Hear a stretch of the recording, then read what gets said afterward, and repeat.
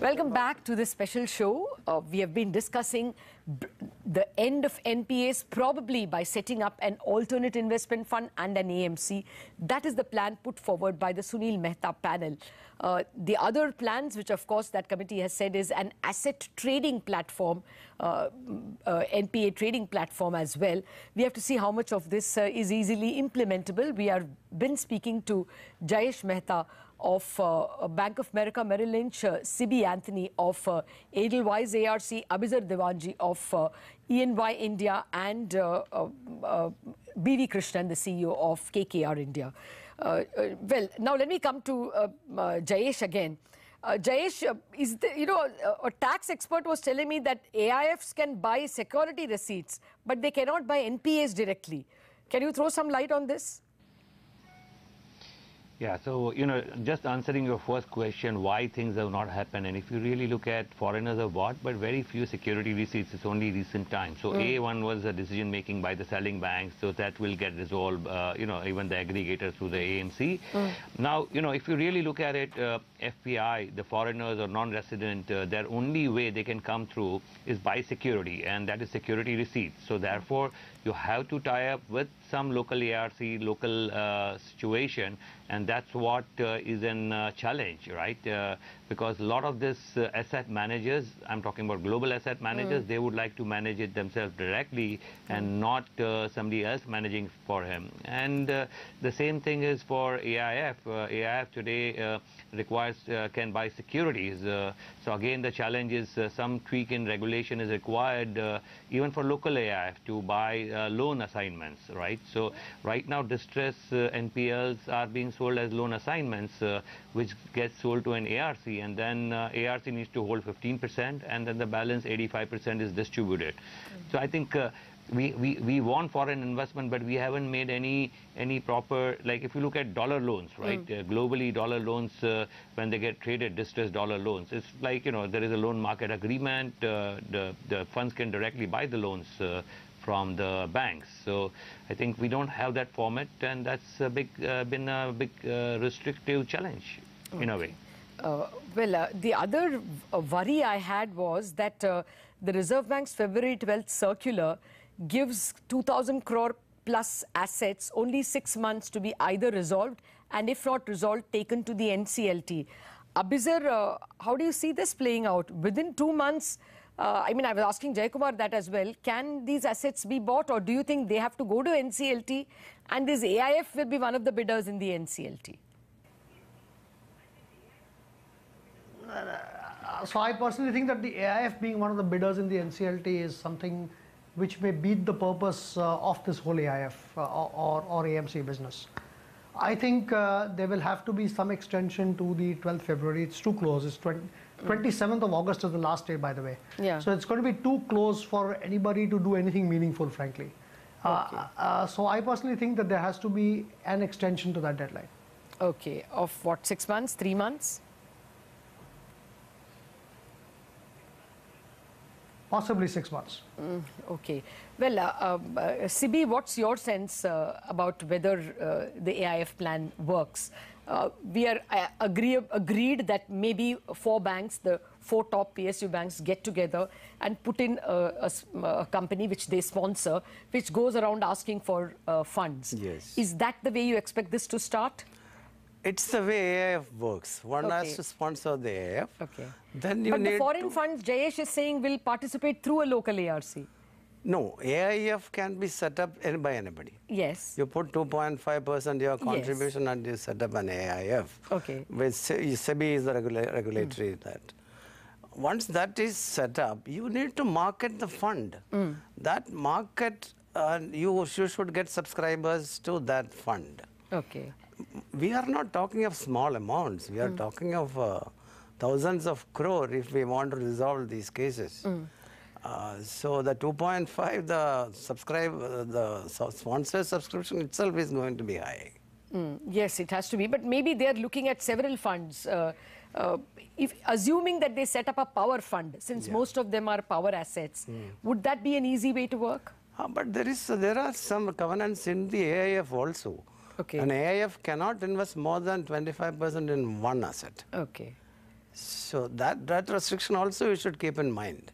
Oh, is that? Yes. Krishnan, anything you want to contribute? Do you think if there is a fund sponsored by, say, 4 or 5 PSU banks, they will be able to attract foreign funds to it? Or do you think, as Jayesh says, there will be, other problems that they will be they cannot buy NPAs directly, so they will have to operate through a local ARC?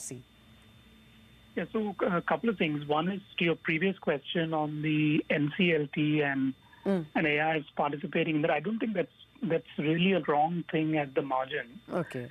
See, in a lot of jurisdictions, as you know, what happens really is pre-packaged transactions, and ultimately creditors do credit bids as well to buy assets.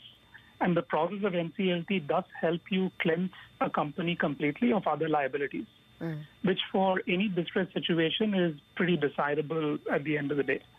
So it's not necessarily wrong for this AIF or any other AIF to go and bid through an NCLT process itself. I agree the time frame presently that's left is too short.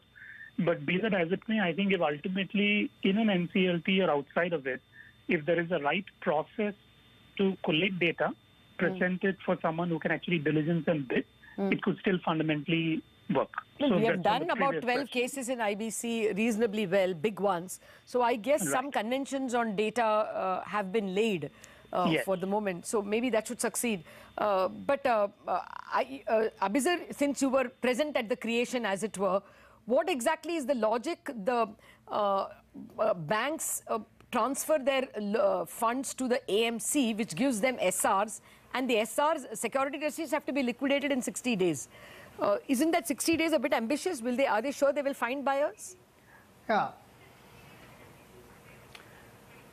No, so they will. So the idea was that if there is enough diligence done, or some level of diligence done which enables an AIF investor to actually place a value for that asset, it will actually subscribe for and take 15% of that company by way of SRs. So that is basically establishing and writing up a floor. The plan was that based on this floor, then you actually run a Swiss auction. Now you could run it inside or outside of an NCLT, that's fine, but you run a Swiss auction. And by way of the Swiss auction, then others, including the existing investors of the AIF, can actually bid for those assets. And then they bid for the assets, and under a Swiss auction, you will then establish a floor price and you move on. And the highest bidder will obviously win it after the ROFR has been exercised. Now, if there is no bidder, then the backstop is the AIF of the AMC, which will pick up an asset. So the structure is very different, and maybe we have less time to discuss that structure. But the structure is that the AIF effectively creates a credible floor in case there is no bidder. It's not the intent of the AIF to pick up every asset for a price. But then it's a very different approach. It is very crucial that approach. It's a skill set approach. Yeah, but that means it's entirely contingent on an AIF getting created with substantial amount of money.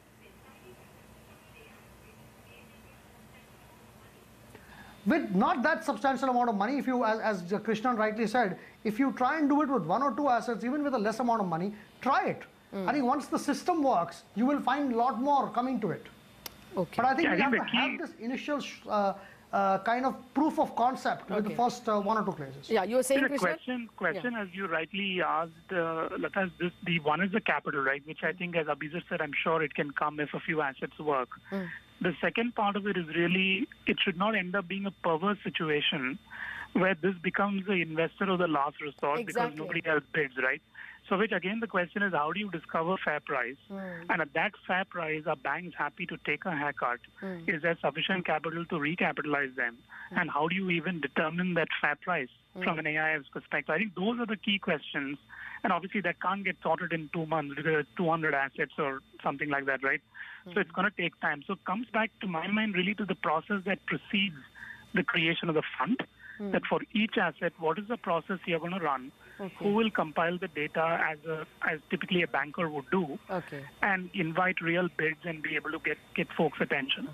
Yeah, I mean, this is interesting. How will the AIF arrive at a fair price? CB? No, it has to. It's very clearly mentioned it will be an auction process, and everyone can take part in that. Even existing ARCs distressed asset funds, everyone can take part in that auction process. And then you arrive at a fair price. That's and right. then put forward 15%. That's and then allow others to Absolutely. buy it Latha, out. Yeah, Abhizar? Latha, there's a difference between a floor price and a fair price. A floor price is something that the AMC in conjunction with the AIF will establish. Okay. And then that will be put to, as SEBI says, a Swiss auction process, which will then establish the fair price. All right. Very quickly, I want all of you to give me monosyllabic answers. When do you think the AIF will be set up, SEBI, Anthony? Take around 9 months. Okay, no, to start. To start? Yeah, I mean, for the seed fund? I thought by around 3 months. That should take 3 months. When do you think the first sale will happen, Abhizar?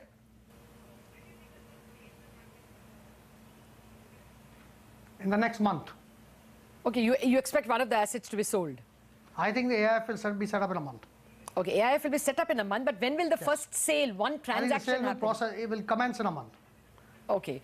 All right, Jayesh. It will commence. Okay. So I think another 2 months. When do you think the first transaction will happen?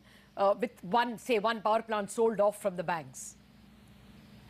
No, so it is happening. So that is happening as of today also. Right now, the no, I mean through the Secondly, AIF and the AMC. Yeah, that's a different set of investors. We are restricting the overall bidding. If we are going through AIF process, then we are restricting to the people who set up in India. So that's where we are restricting it. So that's something we need to talk further on. Oh, okay. Krishnan, what's your guess? What could be the size of the first AIF? Say, if we were to meet in October, 1 quarter down, would we have been able to put together an AIF of 20,000-30,000 crores? Look, I think there is significant attention, intent from the government, from everybody to get this going, right? So my suspicion would be, to Abhizar's point, that within the next 30 to 60 days, you'll have a filed, approved AIF. Okay. You would probably see at least one transaction, if not two, go through within the next 60 days. Okay. I would suspect that they will target to raise at least $1 billion initially, and then scale it from there. That would be my guess. If this works, I would still think that this is a very good start to a process that we've all been waiting for. Abhizar, SEBI, Anthony, Jayesh Mehta and B.V. Krishnan, thank you very much for joining me in this conversation. Thanks, Latha.